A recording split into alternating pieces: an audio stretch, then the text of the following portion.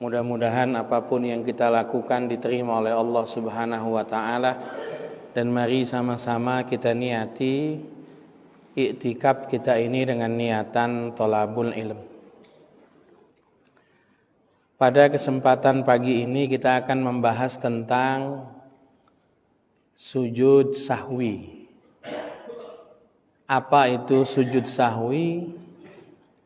Kapan waktunya sujud sahwi? Dan bagaimana caranya sujud sahwi? Sujud itu dalam bahasa Arab itu ya bersimpuh ya, sujud. Dalam Al-Quran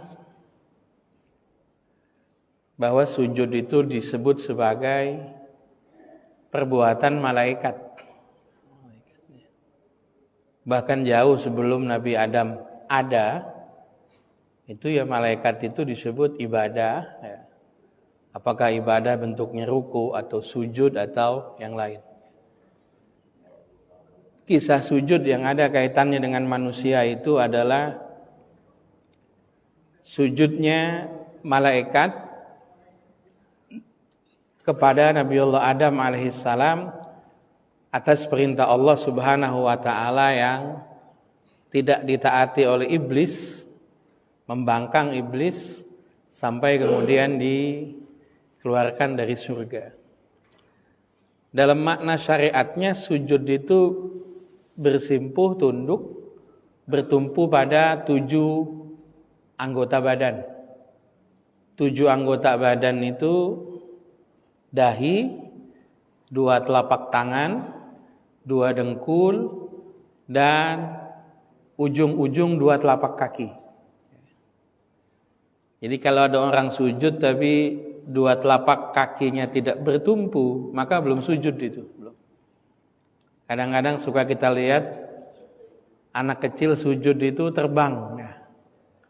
Kakinya ngangkat ke atas begini. Nah, itu belum sujud itu. Disebut sujud itu ketika 2 kaki juga bertumpu, 2 kaki bertumpu.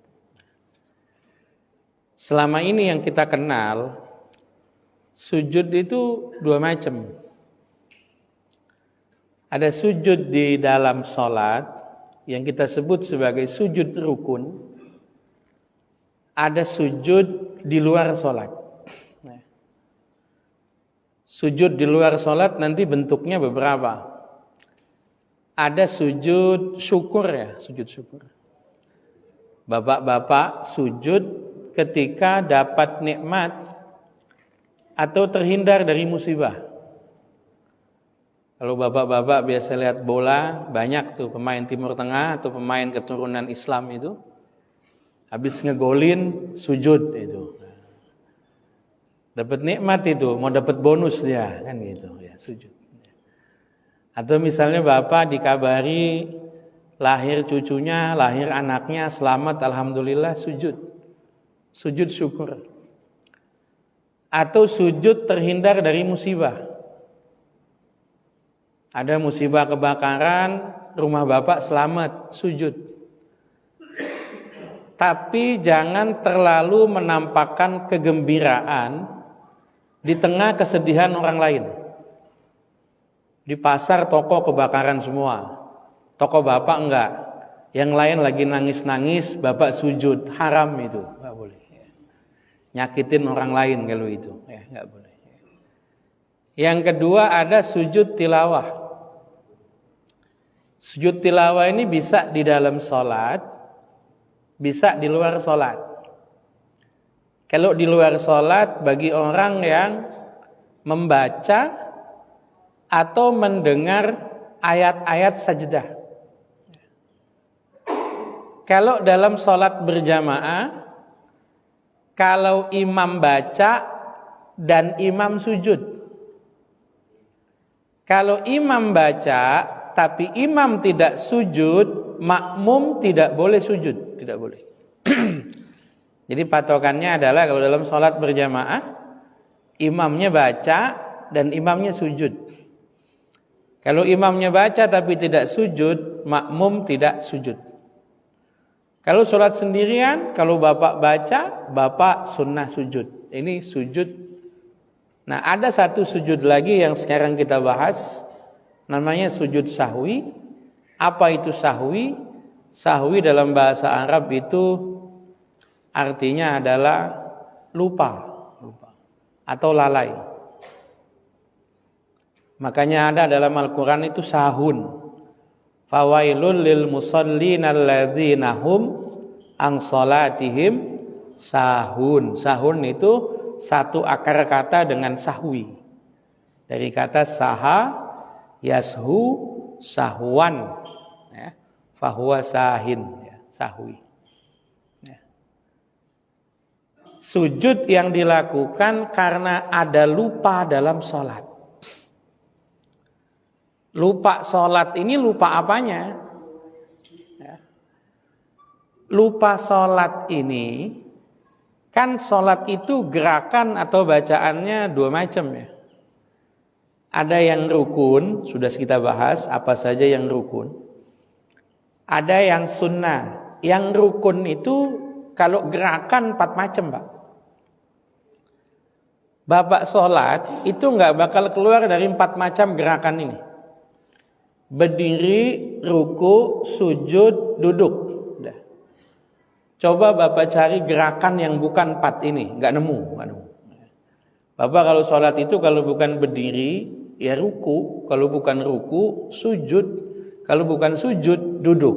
Di antara 4 gerakan ini, sholat itu. Kalau bacaan yang wajib itu cuma 4. Takbiratul ihram, baca suratul Fatihah, baca tasyahud atau tahiyat, dan baca salam. 4 macam ini. Selain 4 macam ini, itu sunnah. Bapak baca doa iftitah sunnah. Bapak baca surat sesudah Fatihah sunnah. Bapak baca amin sunnah. Bapak baca tasbih, ruku, sujud, doa duduk di antara 2 sujud sunnah. Bapak baca takbir intiqal, takbir pindah gerakan, itu sunnah juga sama. Alhamdulillah. Ya. Nah, lupa yang dialami yang sunnah sujud sahwi, yang pertama lupa rukun. Jadi sujud sahwi hukumnya sunnah, sujud sahwi wajib. Kalau Bapak jadi makmum dan imam sujud sahwi. Wajib. Tapi hukum dasarnya sujud sahwi sunnah. Bapak sholat lupa, nanti yang kita hitung lupanya apa, itu dulu. Awalnya begini Pak. Nabi pernah lupa dalam sholat. Orang kadang-kadang bingung. Nabi lupa Ustaz, lupa. Ini hati-hati. Kalau orang pikirannya jelek beda itu. Wah Nabi lupa ya, nggak khusyuk sholatnya berarti. Wah. Yang dimaksud bukan begitu Pak. Nabi itu kadang-kadang melakukan satu tindakan ya, yang dirancang oleh Allah itu sebagai syariat. Ada beberapa hal itu. Saya nyontohkan biasanya 3. Sholat subuh kesiangan, menceraikan istri, dan lupa dalam sholat. Nabi pernah dalam satu perjalanan, kecapean, sholat subuh kesiangan. Bukan cuma Nabi, satu rombongan. Dibangunkan subuh oleh azannya Bilal, itu bukan pagi Pak, agak siang. Anggaplah kira-kira Bilal azan jam 8. Di Masjid Nurul Hidayah jangan. Nanti dilemparin batu masjidnya. Tapi biasanya Pak, azan kalau bukan pada waktunya, yang datang banyak Pak. Banyak yang datang. Kalau Bapak azan tadi jam 4:30, itu yang datang nggak banyak Pak. Tapi coba azan nanti jam 9, itu yang datang banyak Pak. Bukan pengen sholat, pengen maki-maki itu. Yang datang banyak. Nabi pernah sholat subuh katakan jam 8. Kita menganggapnya, loh Nabi kok bangun kesiangan, bla bla bla bla. Yang tidak kita pikirkan bahwa tindakan Nabi itu menjadi syariat. Ketika Nabi pernah bangun telat, bapak-bapak ketika bangun telat itu punya contoh, Pak. Punya contoh. Bayangkan kalau Nabi nggak pernah bangun telat. Nabi nggak pernah bangun telat, nggak pernah sholat subuh kesiangan. Ujug-ujug bapak bangunnya telat. Itu bapak pengen ikut siapa? Waduh, saya bangun telat ini, gimana ya sholatnya? Udah nggak usah sholat deh, gitu. Sekarang saja yang sudah dicontohkan sama Nabi, bangun telat itu sholat subuh, masih banyak yang nggak subuh gara-gara telat. Padahal sudah dicontohkan sama Nabi, sudah dicontohkan. Contoh, Nabi pernah lupa dalam sholat. Ada beberapa hadis, hadisnya itu sholat yang 4 rakaat dilakukan di siang hari. Ada yang riwayat hadis itu sholat zuhur, ada riwayat hadis itu sholat asar. Ada ulama yang nganggap ini 2 kejadian yang berbeda. Ada ulama yang nganggap ini sebetulnya kejadian yang sama, cuma perawinya itu nganggap ini sholat zuhur, ini sholat asar. Pokoknya sholat 4 rakaat yang dilakukan di siang hari. Nabi sholat 2 rakaat, Nabi sholat, anggap misalnya sholat zuhur, baru dapat 2 rakaat, Nabi kan tasyahud. Sahabat semua nganggap tasyahudnya tasyahud awal, karena baru 2 rakaat. Dan posisi Nabi sedang berada di Madinah. Artinya nggak mungkin sholatnya dikosor, nggak mungkin. Kecuali kalau Nabi dalam perjalanan, gitu kan, ada kemungkinan sholat dikosor. Posisi Nabi di Madinah. Kalau kosor, Pak, itu khusus perjalanan. Kalau kosor. Kalau jamak, Bapak bisa lakukan bukan di perjalanan, bukan. Mohon maaf, Bapak sakit, itu boleh menjamak sholat. Bahkan di masa Rasul, hujan itu bisa menjadi sebab menjamak sholat. Orang pergi haji, berada di Arafah, berada di Mina, itu bisa menjamak sholat. Kan begitu. Tapi kalau qasar itu khusus untuk yang perjalanan jarak jauh. Ini posisi Nabi berada di Madinah, jadi fix, bukan qasar. Dapat 2 rakaat, Nabi tasyahud, semua sahabat nganggap tasyahud awal, menunggu-nunggu kapan Nabi bangun lagi Allahu Akbar, sahabat kaget semua, ketika kemudian Nabi mengucapkan salam. Assalamualaikum warahmatullahi, Assalamualaikum warahmatullahi. Sahabat kaget, ini sholat zuhur, bukan di qasar, tapi kok 2 rakaat. Posisi Nabi masih berada di pengimaman, masih di mihrab. Cuma Pak, sahabat-sahabat senior, ya, sahabat-sahabat yang dekat sama Nabi, sahabat itu hormatnya sama Nabi luar biasa. Nabi itu wibawanya besar sekali. Nabi itu wibawa, sampai-sampai apa? Jarang ada orang yang bisa melototin Nabi, itu nggak bisa. Saking besarnya wibawa Nabi itu, orang kelamaan mandangin wajah Nabi itu nggak bisa. Saking besarnya wibawa. Wibawanya Nabi besar luar biasa. Hormatnya sahabat kepada Nabi besar luar biasa. 2 hal ini yang bikin sahabat pengen nanya itu sungkan. Abu Bakar ya ada di situ, Tapi pengen nanya sama Nabi itu ya sungkan. Boleh Bapak bandingkan dengan kasus santri sama kiai. Bapak kalau di pesantren, Pak, ya, sebagian pesantren ya, nggak semuanya ya. Itu meskipun kiainya lupa, santri pengen ngingetin itu, Pak. Itu ya sungkan, Pak, sungkan. Karena besar wibawa kiai dalam pandangan santri, meskipun buat orang lain ya kiainya biasa aja. Ya. Wibawanya dalam pandangan santri itu besar, hormatnya santri sama kiai luar biasa. Maka banyak itu yang ngomong, udahlah, pokoknya pasrah hidup mati ikut kiai. Ya seperti itu. Nabi selesai salam, sahabat ini bingung semua, tapi nggak ada yang tahu cara mengungkapkan kebingungan, nggak ada. Sampai datang satu sahabat yang belum lama masuk Islam, yang mohon maaf memang selengean orangnya.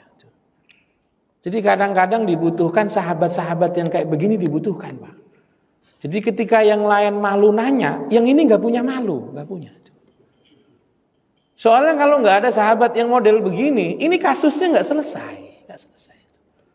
Jadi Allah ciptakan manusia yang model begini itu ya ada apa namanya itu, ada manfaatnya, ada. Ketika yang lain itu malu buat nanya, dia kemudian maju ke depan, sudah dilarang oleh banyak orang, enggak, pokoknya saya mau maju, mau nanya, dan kemudian bertanya. Populer sampai sekarang. Aqassarta am nasita ya Rasulullah. Rasul, apakah engkau mengqasar salat ataukah engkau sedang lupa? Pertanyaan logis. Salat zuhur 2 rakaat itu pilihannya cuma 2 macam. Enggak ada pilihan ketiga, enggak ada. Apakah Nabi sedang mengqasar salat, jadi nanti boleh mengqasar meskipun bukan dalam perjalanan, kan begitu? Ataukah ini kasus Nabi sedang lupa? Gitu. Repotnya Nabi sedang lupa ditanya. Orang lupa itu nggak ingat, Pak, nggak ingat. Kalau ingat namanya nggak lupa. Orang lupa itu nggak ingat. Maka ketika Nabi ditanya, apakah Nabi sedang lupa ataukah Nabi sedang mengqasar? Perasaannya Nabi, sholatnya 4 rakaat. Maka dalam perasaan Nabi, dua-duanya tidak terjadi. Saya sholat 4 kok, kenapa dia nanya saya mengqasar ataukah saya lupa? Nggak kejadian itu. Maka Nabi kemudian bilang, kullu dzalika lam yakun. Bukan dua-duanya, kata Nabi.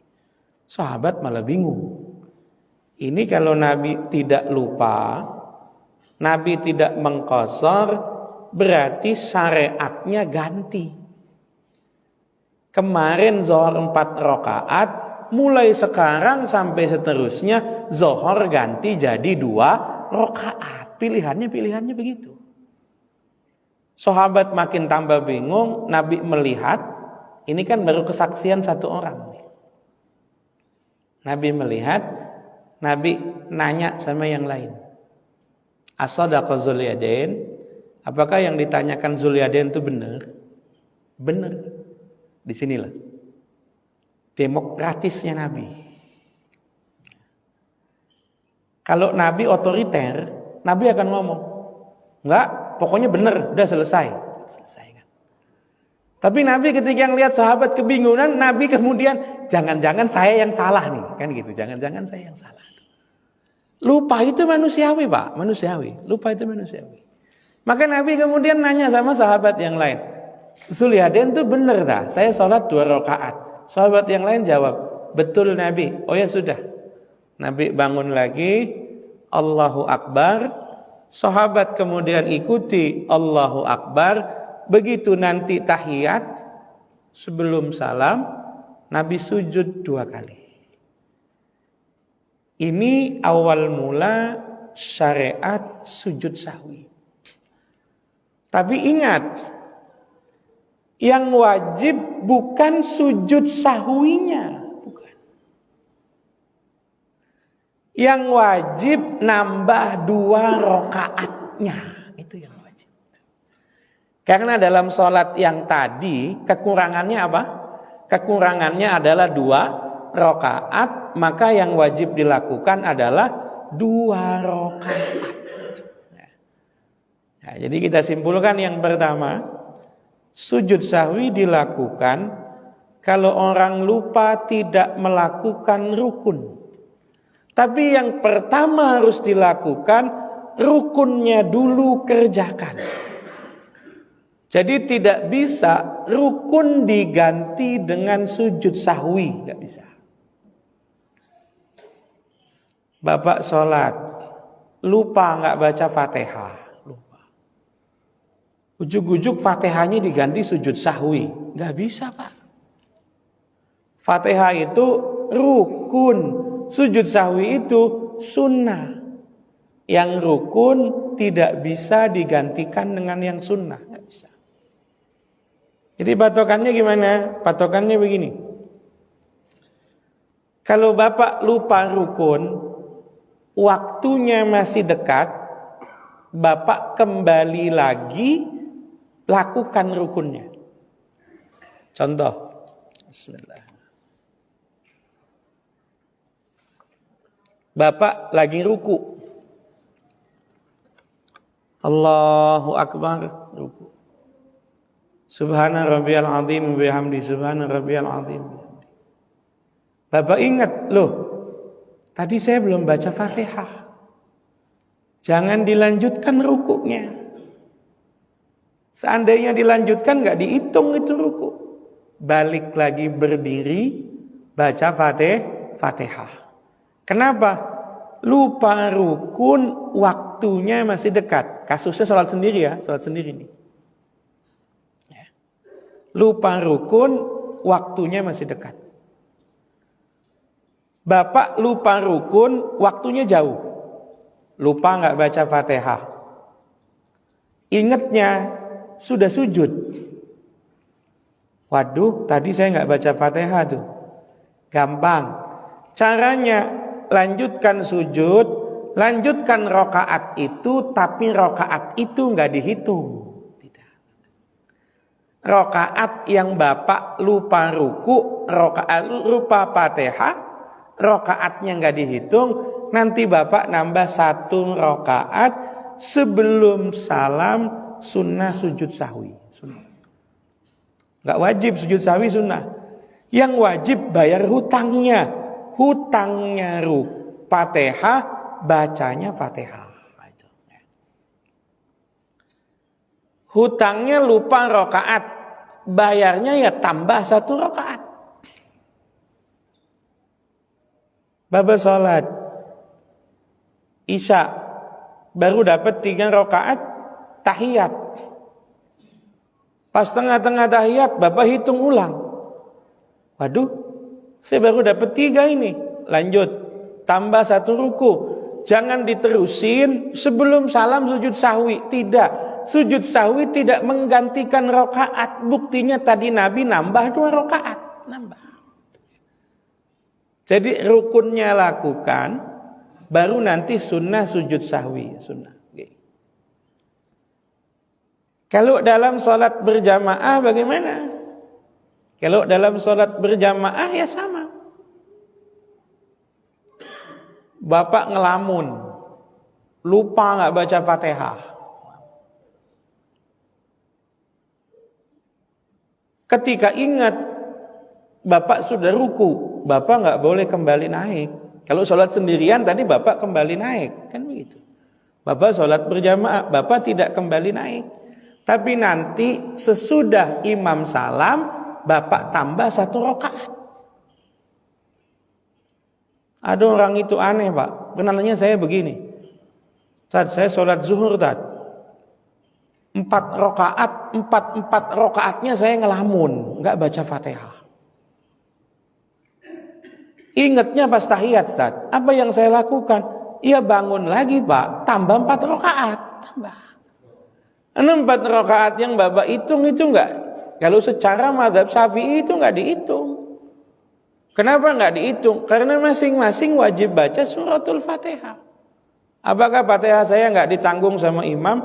Kalau dalam mazhab Syafi'i, yang ditanggung sama imam itu makmum masbuk. Kalau Bapak datang imam hampir ruku atau sedang ruku, itu yang ditanggung. Kalau Bapak ada di situ sejak awal, apalagi dia ngomong ngelamun. Kalau ngelamun itu artinya cukup waktu baca Fatihah tapi tidak digunakan. Saya bilang ngelamunnya panjang Pak, 4 rakaat. Film India atau apa? Saya tanya itu. Oke ya, fik ya. 1 rukun ya. Jadi rukun tidak dapat diselesaikan dengan sujud sahwi. Rukun harus dibayar rukun. Hutang rukun dibayar rukun, sujud sahwinya sunnah. Oke. Posisi kalau jamaah bagaimana? Posisi kalau jamaah enak, karena yang mikir bukan cuma imam sendirian. Ada korelasi imam dan makmum. Imam kalau lupa Pak, imam pokoknya yakin aja sholatnya Pak, yakin sholat. Kalau imam ada lupa, nanti makmumnya ngingetin. Tapi repot juga kalau satu masjid ngelamun semua itu. Tapi biasanya tidaklah, ada yang ngingetin tuh ada. Yang rawan lupa itu rokaat menjelang akhir, itu rawan lupa. Ini 3 apa 4 itu. Kalau baru rokaat pertama sudah lupa, itu kelewatan namanya, kelewatan. Biasanya rokaat 3 menjelang 4 itu apa sujudnya agak lama begitu kan. Sambil ingat-ingat 3 apa 4 3. Enggak usah diingat-ingat Pak. Kalau Bapak lupa mencoba mengingat-ingat, itu cuma memperlama sujud bukan karena Allah. Sujudnya dilamain sambil diingat-ingat. Ini 3 apa 4 3 apa 4. Yang kesian makmumnya. Kenapa kita yang lupa yang jadi korban makmum? Sujud imam normal maksimal 3 kali tasbih. 3 kali tasbih.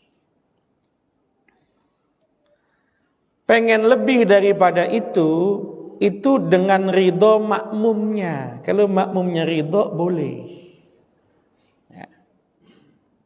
Jadi imam sujud-sujud aja.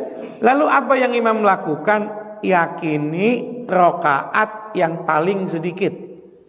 Ini 3 apa 4 ya? 3. Kalau 3 bangun lagi. Nanti ketika bangun kok ada alarm dari belakang, ya tinggal turun lagi, itu saja. Kita bangun rakaat keempat, ternyata di belakang subhanallah. Oh, berarti saya lebih. Tinggal turun, aman. Makmum juga pastikan kalau makmum kasih tahu imam, kasih peringatan imam, makmum hitungannya sudah benar. Pastikan itu. Kalau imam salah, yang merasa itu bukan 1 2 makmum, bukan.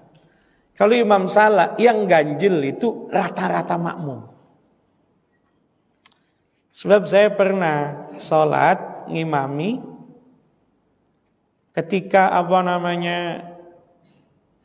tahiyat akhir, di belakang saya subhanallah. Subhanallah gitu kan. Tapi saya yakin sekali sudah 4 rakaat, yakin sekali. Keyakinan kedua, yang subhanallah cuma 1. Kalau saya sederhana Pak. Kalau saya salah, makmumnya banyak, yang ngingetin mestinya banyak. Kalau yang ngingetin cuma 1, keyakinan dia dengan keyakinan saya setara. Maka saya lanjutin Pak, saya hantam terus. Saya hantam giliran salam. Karena saya yakin sekali. Salam biar enggak menjadi fitnah. Takutnya saya beneran salah gitu kan. Saya panggil, siapa yang subhanallah? Saya Ustaz. Kenapa? Ustaz kurang 1. Kalau saya kurang 1, mestinya kamu naik. Ya enggak? Dia ngomong saya kurang 1, tapi dia ikut salam bersama dengan saya. Kan begitu kan? Aneh kan? Naik saya bilang. Saya juga agak ragu Ustaz. 3 apa 4 katanya. Oh gitu. Gampang, saya tanya sama yang lain. Ini 3 apa 4? 4 Ustaz. Oh kata saya. Jangan peringati orang kalau kamunya belum yakin. Bapak jadi imam, subhanallah kok cuma 1 Pak. Kalau saya abaikan. Abaikan aja itu. Itu alarm palsu itu saja. Tapi Bapak jadi imam yang kasih alarm 1 masjid Pak, Bapak harus berhenti Pak itu. Jangan ego, bodo amat gue yang bener, nggak ada tuh ya. Kita jadi imam misalnya, kita naik kok yang subhanallah, itu kok 1 masjid, ya sudah turun lagi. Kalau memang keyakinan kita 3, tapi masjid kok keyakinannya 4, turun lagi. Berarti keyakinan 1 orang ya kalah dengan keyakinan banyak orang, begitu kan? Oke. Ini kalau wajib ya, kalau rukun. Kalau sunnah bagaimana? Dalam mazhab Syafi'i, itu sunnah itu juga nanti disunnahkan dilakukan sujud sahwi sebelum salam. Hanya sunnah ab'ad. Sunnah ab'ad itu kalau secara sederhana ya, secara sederhana dua macam. Kunut dan tasyahud awal. Imam lupa kunut atau imam lupa tasyahud awal di masjid yang memang pakai madhab Syafi'i, makmumnya boleh atau makmumnya sunnah mengucapkan subhanallah, kasih tahu imam. Tapi kalau memang masjid tidak pakai madhab Syafi'i, nggak usah Pak. Bapak sholat di Masjidil Haram, imamnya nggak kunut, Bapak subhanallah, bukan imamnya yang salah, bapaknya yang salah. Bapak sholat di Masjid Muhammadiyah, imamnya nggak baca kunut, Bapak subhanallah, Bapak yang salah masjid, begitu kan? Atau di Masjid Nurul Hidayah, misalnya yang ada pilihan imamnya mau kunut mau tidak, ya nggak usah subhanallah, itu pilihan imam berarti. Kecuali kalau di masjid-masjid yang memang pakai fikih madhab Syafi'i, masjid-masjid kampung yang memang rutin setiap subuh pakai kunut. Imamnya nggak kunut, imamnya kita yakin fikihnya Syafi'i, saya yang ngasih peringatan juga Syafi'i, ya kita kemudian baca subhanallah. Tapi kalau imamnya kita nggak tahu beliau pakai fikih Syafi'i atau tidak, ya nggak usah subhanallah, orang kita juga nggak tahu, kan gitu patokannya. Sederhana saja, kunut itu sunnah, ikut imam itu wajib, itu aja patokannya. Oke. Imam lupa nggak kunut, itu boleh kita kasih subhanallah sebelum imamnya separuh sujud. Akan turun sujud dia. Sebelum separuh sujud, itu kemudian sunnah. Kalau sudah lewat separuh sujud, nggak usah. Imam lupa tidak tasyahud awal. Kalau belum separuh berdiri, Bapak sunnah ngingetin. Kalau sudah separuh berdiri, nggak usah diingetin Pak. Yang saya khawatirin cuma satu. Imam delay, itu saja. Imam delay memproses subhanallah dengan respon gerakannya. Itu. Saya berapa kali coba Pak, dan benar kejadian imamnya delay. Kalau imamnya delay, batal Pak, yang ada. Batal. Contoh ya, imam lupa, nggak tasyahud awal. Kan ketahuan tuh. Dari takbir pindahnya ketahuan. Imam akan tasyahud awal atau tidak ketahuan. Allahu Akbar, pendek biasanya tasyahud awal tuh. Tapi kalau dia mau berdiri, biasanya dia Allahu Akbarnya agak panjang, biasanya begitu ya. Itu bukan fikih, itu patokan saja begitu, bukan fikih. Ini agak mau berdiri dia begitu kan. Dia Allahu Akbarnya sudah panjang ini. Maka kemudian saya sudah mulai ancang-ancang. Benar, sebelum berdiri, udah kelihatan agak berdiri, saya baca subhanallah. Subhanallah, tapi imam tetap berdiri. Ketika saya baca subhanallah, subhanallah itu menggema. Akhirnya makmum samping kiri kanan saya subhanallah semua. Imam sudah berdiri sempurna, dengar subhanallahnya makin banyak, turun. Ini masalah. Kenapa masalah? Tasyahud awal sunnah, berdiri rakaat berikutnya wajib. Dia tinggalkan yang wajib demi melakukan yang sunnah. Haram, nggak boleh. Sholatnya batal. Ini resiko ngingetin imam untuk hal-hal yang sifatnya sunnah. Resikonya itu. Dulu-dulu saya lihat resikonya tidak ada. Dulu-dulu. Imam-imam yang sepuh-sepuh itu responnya cepat malah. Imam kawakan ya, sudah pengalaman, sudah senior jadi imam 30 tahun gitu ya. Itu ketika dapat respon subhanallah itu cepat itu. Subhanallah, langsung turun lagi. Subhanallah, langsung bangun lagi. Itu aman. Yang repot ini dua hal. Imamnya delay atau imamnya panik. Awalnya enggak, begitu panik, nah ini yang masalah ini. Sama gaya kunut. Lupa enggak kunut? Sami Allahu liman hamidah. Ketahuan kan? Dia mau baca Allahumma hdini atau Allahumma hdina kan? Atau dia pengen Allahu Akbar kan gitu. Enggak mungkin kan? Allahumma hdina, enggak ada yang baca begitu, enggak ada. Kalau dia sudah akan ketahuan mau turun, kita yakin beliau mazhabnya Syafi'i, ingetin. Subhanallah. Yang repot itu, kita ngingetinnya benar, dia baru sadarnya pas mau sujud. Waduh, kok gue sujud nih belum kunut ini. Naik lagi. Ini batal, Pak. Otomatis batal, Pak. Repotnya, Pak, kalau imamnya batal, makmum juga otomatis batal. Di kasus semacam itu bagaimana? Mufarokoh itu niat putus jamaah dengan imam. Ya. Jadi kalau kita simpulkan, satu, sujud sahwi dilakukan ketika orang lupa rukun. Caranya lakukan rukunnya dulu, baru nanti sebelum salam sujud sahwi 2 kali. Kalau orang lupanya sunnah bagaimana? Kalau lupa sunnah dalam mazhab Syafi'i hanya sunnah ab'ad dan sunnah hayat. Hanya sunnah ab'ad saja, sunnah hayat tidak. Sunnah ab'ad itu apa? Secara sederhana 2. Kunut dan tasyahud awal. Ya. Sunnahnya kita lakukan lagi atau tidak? Sunnahnya kalau kira-kira belum beranjak pada rukun berikutnya, sunnahnya boleh kita lakukan. Untuk kunut, kalau belum ada yang bertumpu di lantai, masih boleh bangun. Tapi kalau sudah ada, tangan sudah ada di lantai atau dengkul sudah di lantai, berarti udah nggak boleh bangun.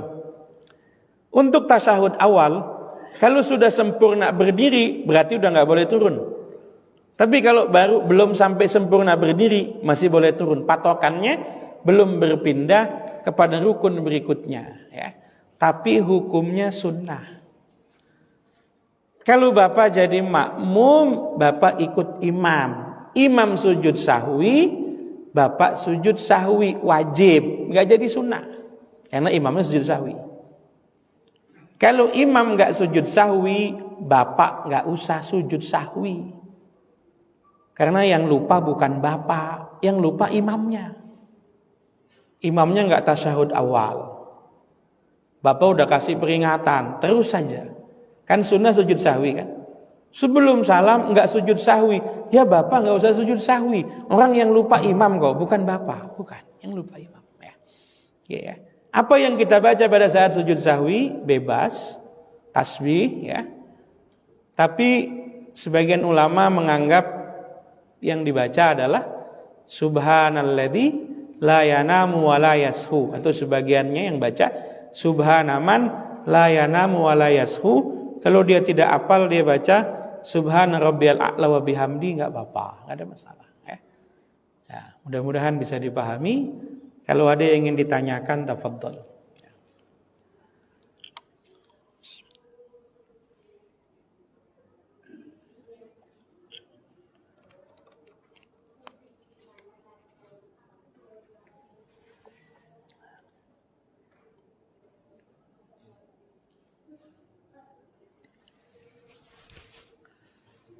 Alhamdulillah ini paham semuanya berarti ya.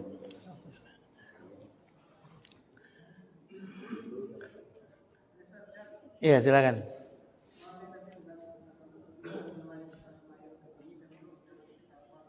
Ya.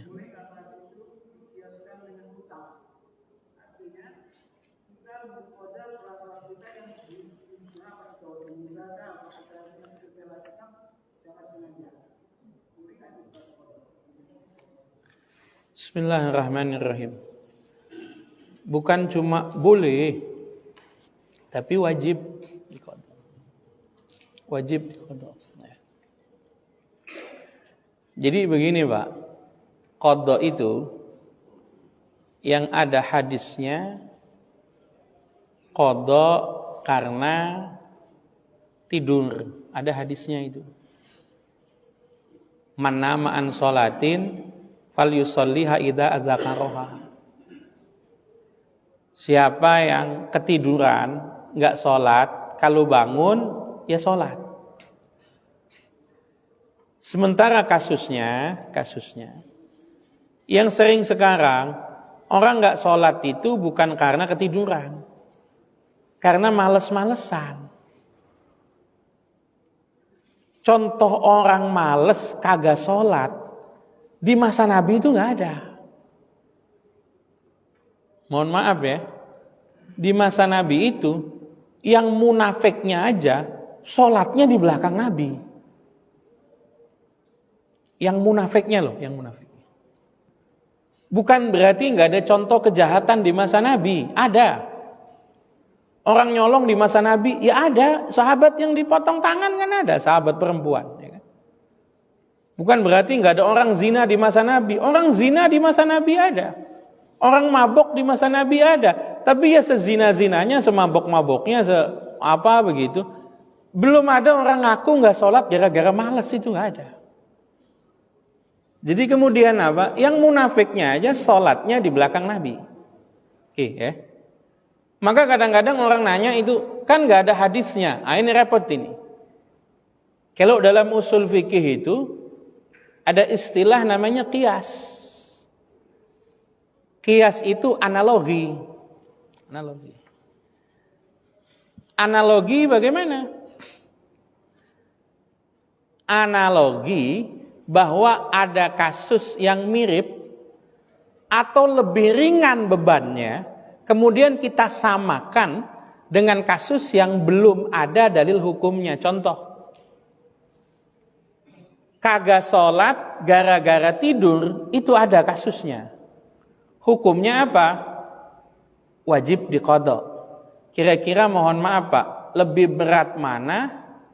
Enggak sholat karena tidur dengan enggak sholat karena malas? Lebih berat mana kira-kira? Enggak sholat kemana? Tidur. Orang biasanya masih, yang ngantuk wajar lah. Enggak sholat kemana? Tadi itu habis kondangan misalnya. Maka kemudian ulama bilang, yang gara-gara tidur saja wajib diqadha, apalagi yang gara-gara ditinggalkan dengan sengaja. Meskipun ada ungkapan, sholat yang ditinggalkan sengaja itu tidak bisa menggantikan sholat yang sudah ditinggalkan. Jadi kita qadha sholat, itu jangan dianggap bisa menggantikan. Ungkapan dianggap tidak bisa menggantikan itu bukan berarti tidak boleh diqadha, wajib diqadha ya. Mudah-mudahan bisa dipahami. Ada memang pendapat yang tidak diqadha, tapi mohon maaf itu pendapat minoritas sekali. Mayoritas ulama rata-rata mewajibkan qadha ya. Mudah-mudahan bisa dipahami.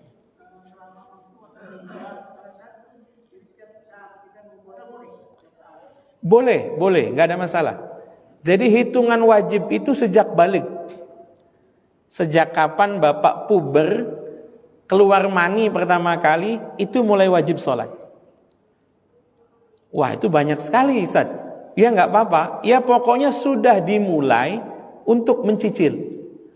Urusan nanti misalnya mohon maaf, nggak ada umur sebelum cicilannya lunas, itu urusannya sama Allah bukan. Sudah bukan kita yang ngitung begitu ya. Mudah-mudahan bisa dipahami. Ada pertanyaan yang lain lagi silakan. Oke baik, kalau tidak ada sama-sama kita tutup dengan doa. Sebelum doa kita istighfar 3 kali. Astaghfirullahalazim. Astaghfirullahalazim. Astaghfirullahalazim. Bismillahirrahmanirrahim. Alhamdulillahirabbil alamin. Daywafi ni'amahu yukafi mazidah. Rabbana lakal hamdu kama yanbaghi li jalali wajhikal karim wa 'azimi sultan. Allahumma shalli ala zainil fatihi lima ughliq wal khatimi lima sabaq. Nasiril haqqi bil haqqi wal hadi ila siratikal mustaqim. Sallallahu alaihi wa ala alihi wa ashabihi haqqa qadri miqdaril azim. Allahumma lakal hamdu syukra wa lakal mannu fadla wa anta rabbuna haqqa wa nahnu 'abiduka riqa.